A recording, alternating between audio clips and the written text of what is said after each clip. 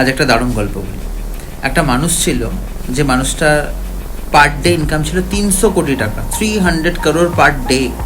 এবং ওর যে বিজনেসটা ছিল, সেই বিজনেসটা একটা দেশ থেকে একটা দেশে মাল যেত, তো থ্রু ফ্লাইট যেত, মানে প্লেনে করে যেতে হতো।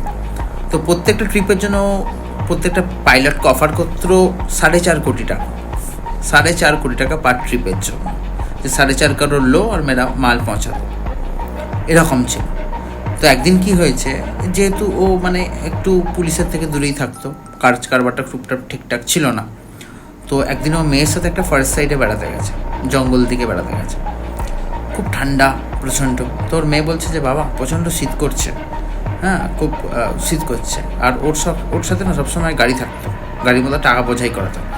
তো যখন মেয়ের প্রচণ্ড শীত করছে, গাড়ি থেকে 50 crore, 50 কোটি টাকা নামিয়ে ও জাস্ট আগুন ধরিয়ে দেয়, যাতে করে মেয়ের অতটা ঠান্ডা না লাগে। সেই ব্যক্তিটি খুব বিখ্যাত ব্যক্তি, সবাই তোমরা নাম শুনে থাকবে, যার নাম হচ্ছে পাবলো এসকোবার।